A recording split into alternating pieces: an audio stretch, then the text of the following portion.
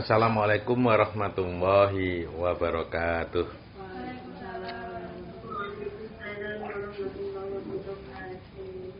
Sahabat-sahabat, hari ini saya kepingin membacakan satu pengalaman rohani dari teman saya. Hari ini baru yang lain. Kalau kemarin ada Tia, kemarin ada Anis, sekarang ada Yuli yang punya pengalaman. Jadi pengalamannya ini dia mendapatkan satu gulungan di perutnya anak yang masih kecil. Gulungannya itu kebanyakan isinya komentar para maha terhadap anak kecil tersebut. Ya, semoga anak kecil yang disebutkan di sini nanti kedepannya dia bisa membaca tentang dirinya, kenapa dia harus dikonsep oleh Tuhan seperti itu.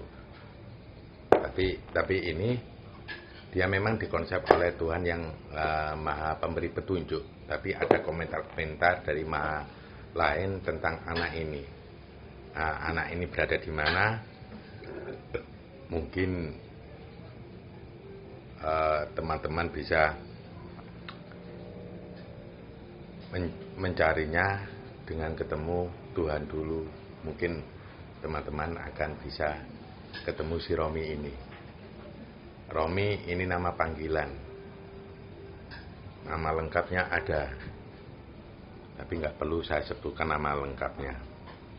Mungkin nama Romi ini ada banyak orang, anak kecil yang tempatnya berada di mana-mana.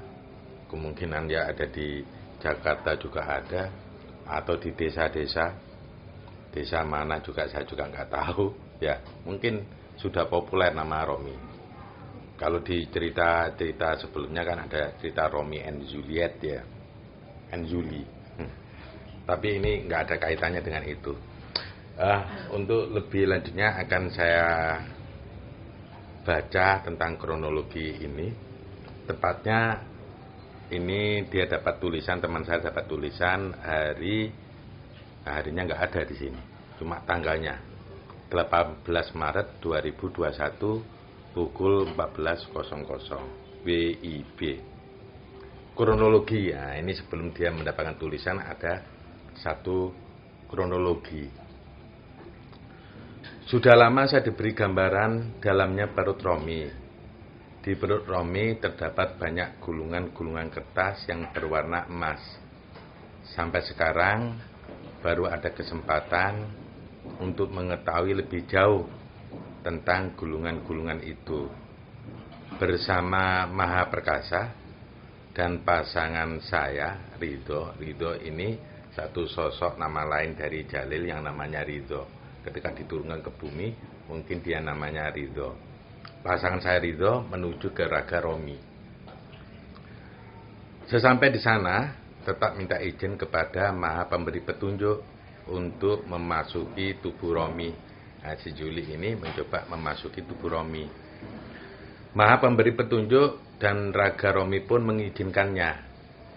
Raga Romi merasa senang jika kita menindaklanjuti informasi ini. Romi berkata,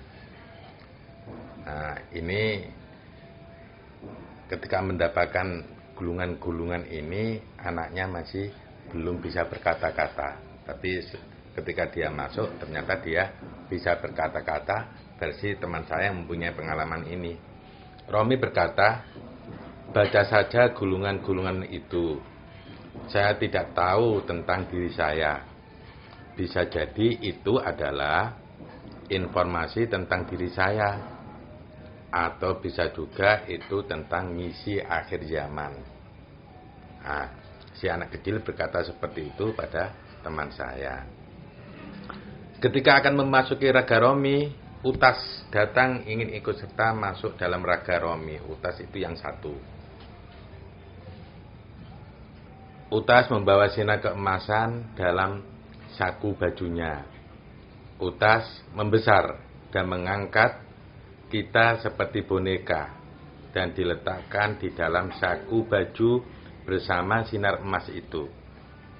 Dalam sekejap kita masuk dalam tubuh Romi melalui pusarnya. Kita berada seperti di pusaran orbit. Gulungan kertas itu sebagai orbitnya. Ada satu gulungan yang bersinar terang. Gulungan itu berwarna kuning dan lapisan luarnya ada titik-titik emasnya. Utas mengambil dan membuka gulungan kertas itu. Ketika dibuka, tulisan dalam gulungan itu bersinar dan lama-kelamaan sinar itu sedikit meredup setelah kertas gulungan terbuka semua.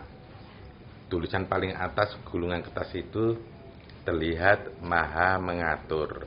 Nah, jadi Maha Mengatur memberikan sebuah tulisannya, pengalamannya ketika bersama si anak ini yang bernama Romi itu. Memang sahabat-sahabat, ini saya bacakan kemungkinan anak yang kalau sudah dewasa dia akan bisa membaca bagaimana para maha secara rohani bersama dengan dia. Nah, ini pengalaman para maha ketika bersama Romi. Maha Mengatur.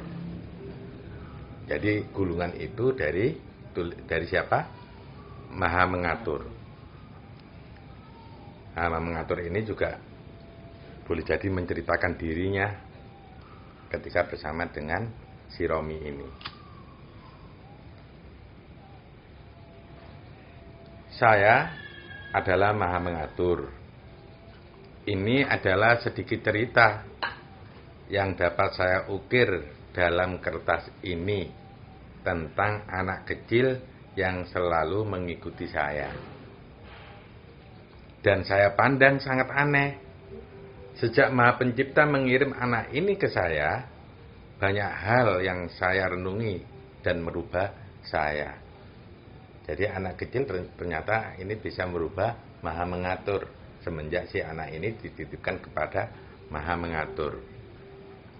Anak ini adalah sandingan Nurma. Nurma itu Nur Jamaah. Sejak pertama anak ini dikirim ke saya, dia tidak banyak berbicara. Apakah ini karena takut dengan saya? Atau memang karakter dari anak ini? Anak ini sekedar diantar saja untuk belajar ke saya. Dia ini belajar tapi tak banyak bercerita, tak banyak berbicara, hanya melihat, hanya mengamati. Apakah dia ini memikirkan sesuatu?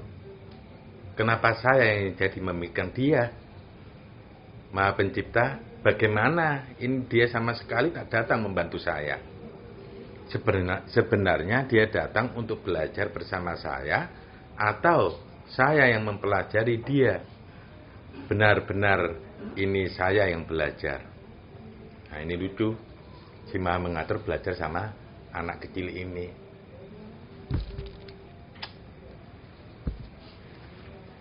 Tak apalah, saya jalani saja. Saya mencoba memahami anak ini. Ini dia seperti mengatur saya. Padahal saya tak suka diatur.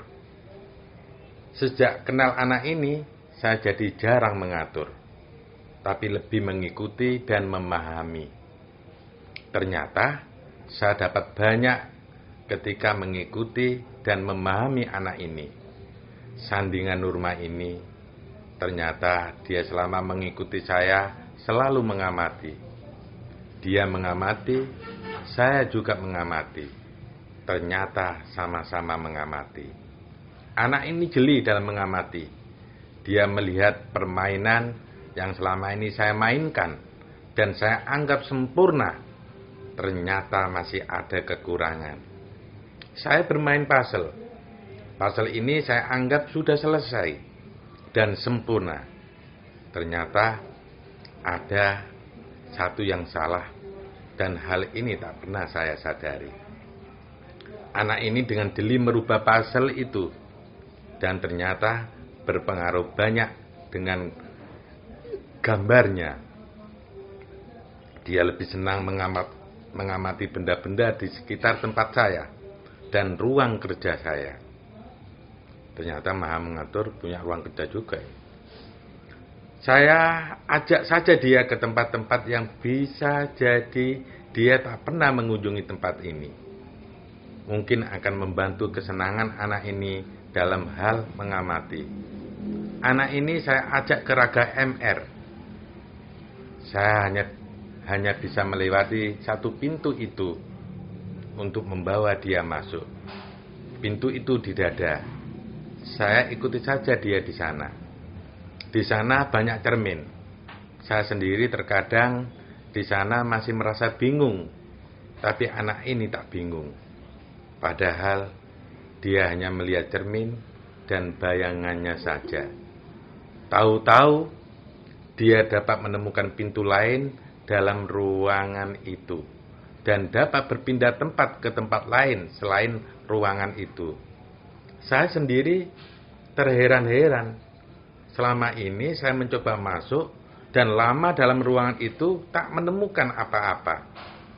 Tapi anak ini dalam sekejap dan hanya sebentar saja sudah menemukan pintu lain dan menemukan ruangan lain.